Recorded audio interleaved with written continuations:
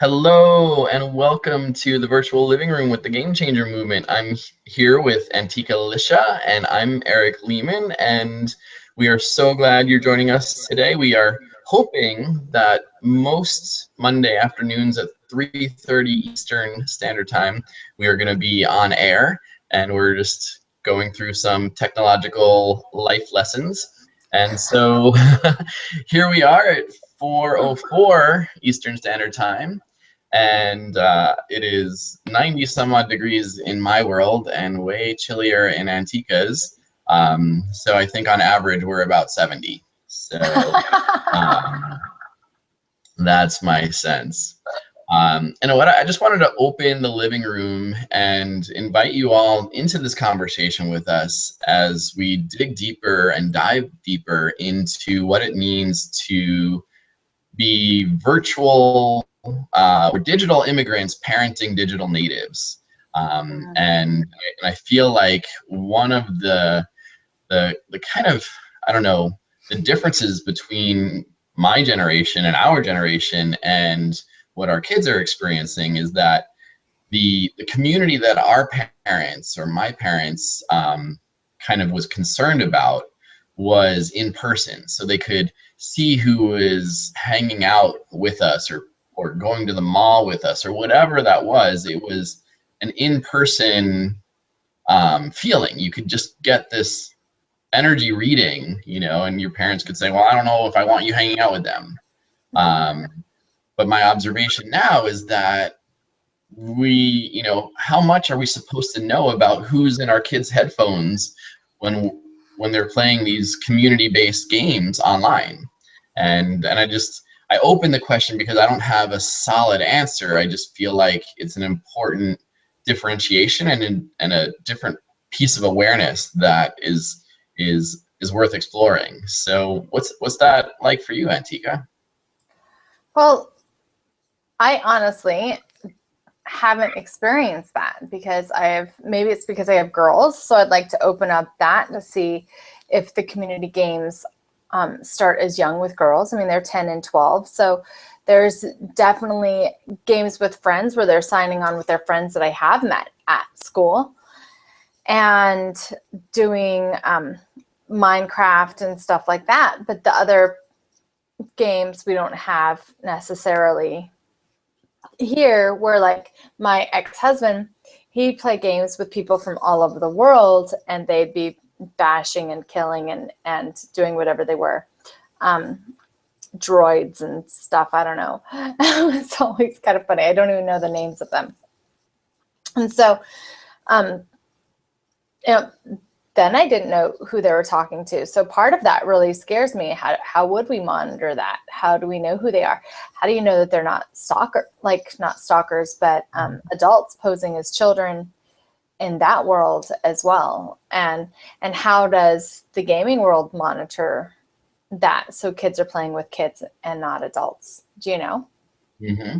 Well, I mean, I think there are some just huge question marks. I mean, some are closed loop scenarios where kids are inviting their friends with different screen names into a certain gaming environment, and I think that there are some open environments that just say so and so is online, and it's still a mystery who so and so is. And I think I mean Even there's so playing many. chess though online. Right. I know. Oh, totally. I mean, it doesn't have like anything. Like my daughter has a chess game, and she was here and she was playing. I'm like, "Who are you playing?" And she's like, "Oh, whatever the screen name was."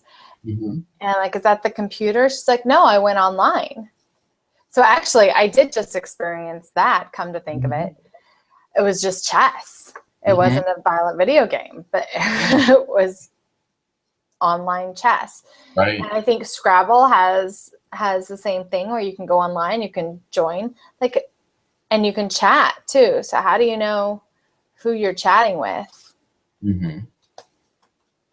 Yeah, I mean, and I think the quick answer is you don't fully. I mean, and it's hard to, as a parent, be 100% certain who is in our kids' headphones. Mhm. So I think it just it escalates our need, like, or I don't know. For me, it's just trying to help me say, oh, okay, I need to, instead of just asking like, who are you going to the mall with, I just need to extend the survey, if that makes sense. Like, who are you playing this game with, and who's online with you, and just to kind of build that trust with our kids, and to just say, what does this all mean, and not necessarily create an adversarial relationship and have our kids feel as though we're spying on them, but ask the same concerned questions that our parents asked to us when we were going to the mall, Right. and just now the mall is virtual. And I think that's an important distinction. Yeah. Wow, that's so true, because yeah, I haven't thought about it that way. The mall is very much in their headphones and on their phones, and that's where they're flirting, and that's where they're talking, and that's where they're hanging out with their friends and texting. And wow, that's a really cool, like, I'm just soaking that in, because that's a really interesting observation. Where my mom used to be able to show up at the mall. Right. At any time. Right. And see what's going on. And I guess that's another option for us. Like, we literally could download the games and we could show up at the mall. Sure. And see what they're doing.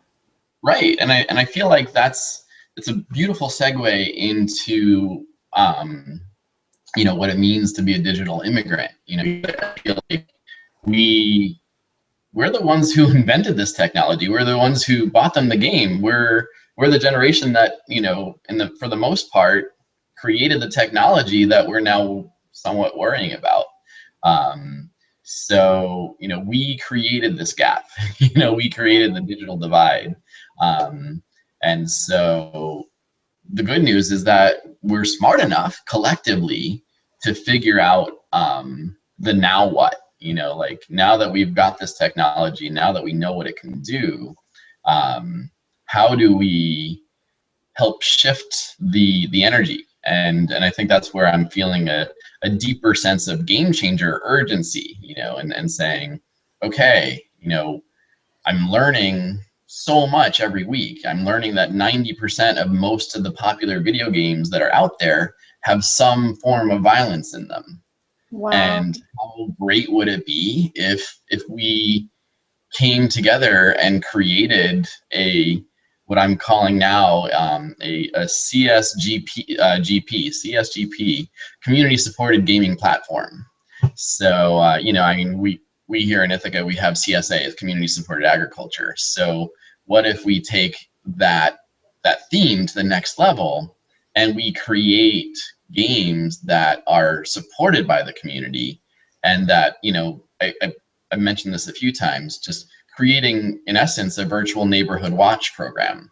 Because that was the biggest thing when I was a kid. We all took turns, citizens took turns showing up, monitoring the neighborhood. So yeah, maybe that's what we get to do in these game spaces. And I mean, I don't want to volunteer to monitor Grand Theft Auto, but I would volunteer to monitor a pro social game.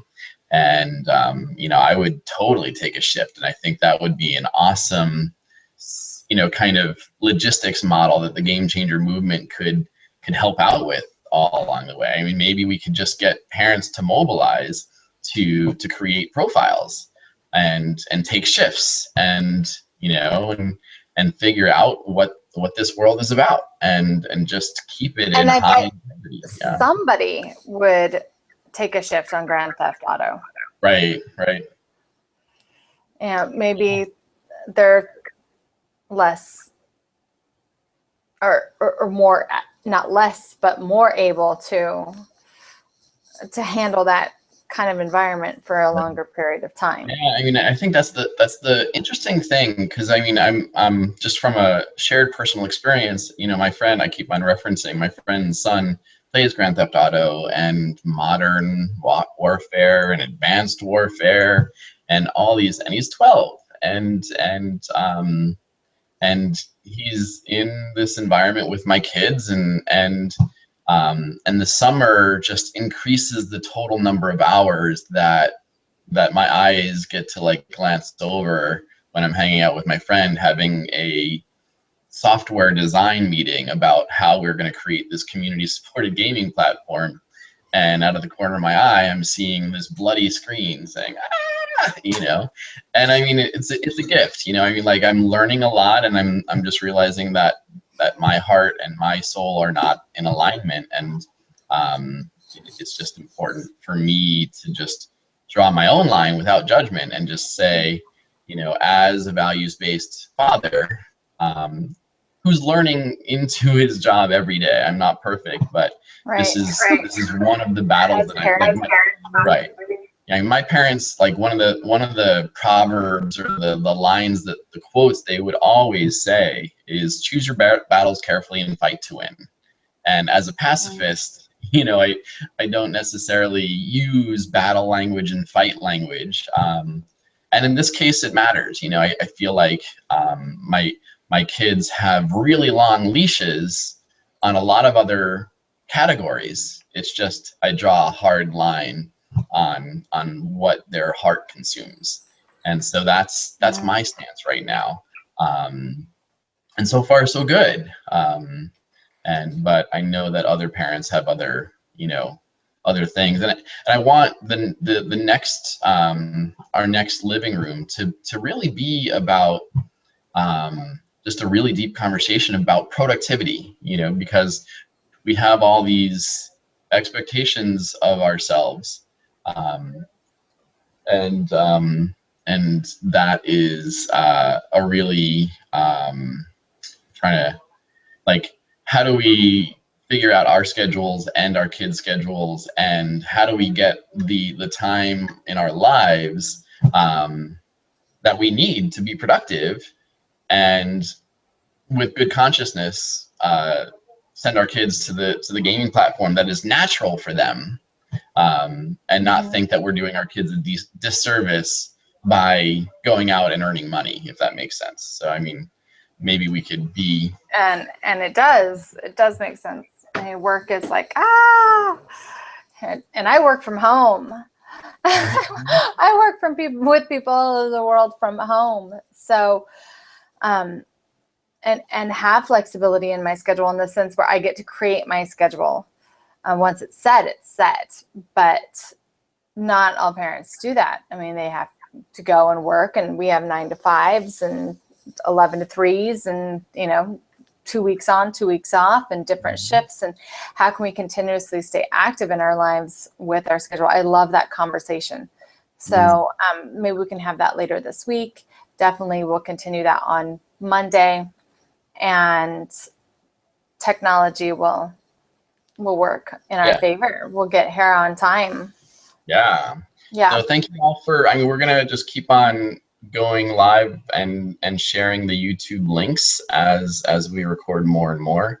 And thank you for joining us. And we love you to have you in here and actually in the conversation with us. We're not quite sure how to have that happen, but I think if you Google Plus us and we make sure that we're friends, then we just invite you. I think that's how it works. So you have to be one of our friends on Google Plus. And I think mainly Eric's, because he's the one that is launching it and putting it together. So just tell us, and we will add you into the mix. And love it to have you. Yeah, and I feel like you know, we're gonna put this on the Game Changer Facebook page, as well as our own personal Facebook pages, or at least mine.